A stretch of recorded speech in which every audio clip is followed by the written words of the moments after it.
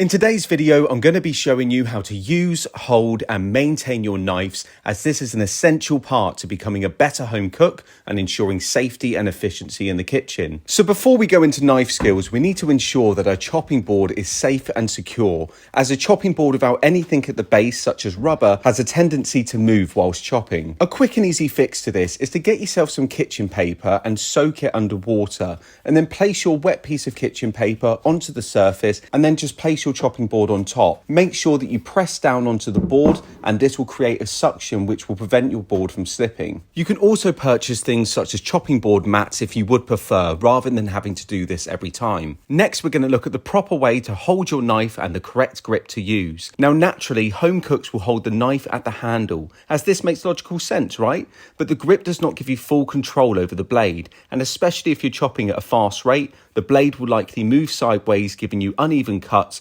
and putting your fingers in danger. Another way I see a lot is people placing their finger across the top of the blade.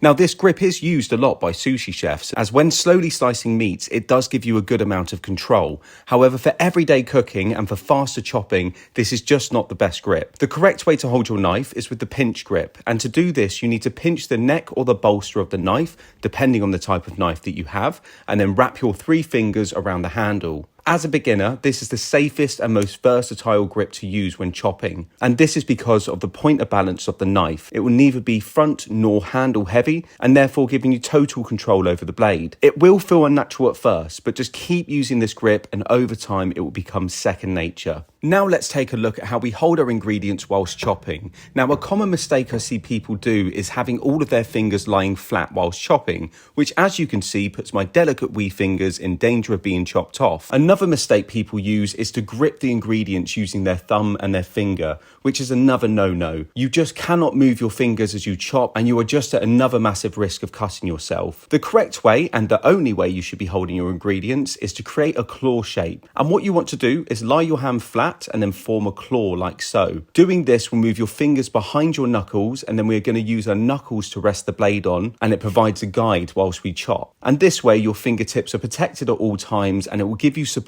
and accuracy when chopping. Now what I like to do is place my thumb as far away from where I'm going to start chopping, and then using my thumb I can pull my fingers down the ingredient whilst continuously chopping. And if you keep practicing this, it will make chopping so much more enjoyable. And here's a little tip for you: the slower you drag your fingers, the finer the cuts will be, and the faster you drag your fingers, the larger the cuts will be. And you can see the difference between the two here. Now when it comes to slicing, I see a lot of home cooks aggressively punching down on the knife, and this way you're not going to get an even cut and you're just damaging your knife in the process. And you're probably thinking, let's see, I've just watched you punch the knife down.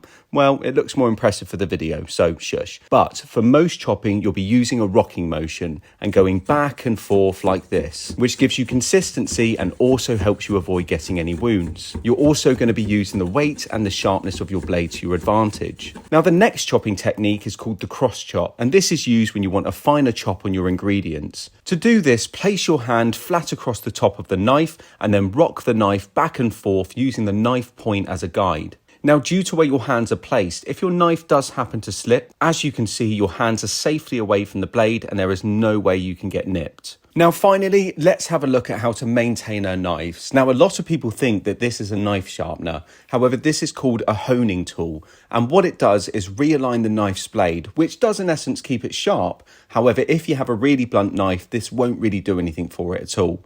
So for this video, let's pretend you already have a sharp knife and you're just maintaining it. Now before and after every time you use your knife, you should be using the honing tool. And to do this properly, you need to look at the angle of the blade. You can see on mine just a kind of shiny bit at the bottom here, and that's what you need to align the angle of the blade to with the honing tool. Now this part of the honing tool here is a shield, and you always want to keep your fingers behind this, otherwise you're just going to swipe them off if you have them above this shield. And then just start at the base of the knife and swipe to the tip, keeping the angle at all times. Now you don't need to add much pressure to it, and you only need to do it 3 to 5 times on each side of the blade. Now if you would prefer, you can point the honing tool tip onto the chopping board and and do it this way if you're worried about catching your fingers. And just keep swiping away like I just showed you, but make sure again that you're keeping the angle of the blade. In the next video, I'll be showing you how to sharpen your knives using both a whetstone and a standard knife sharpener, because like I said, using a honing tool will not bring back to life a completely blunt blade, so make sure you tune in for the next video. I really hope you found this helpful. If you did, please show your support by giving this video a thumbs up and then hitting that subscribe button.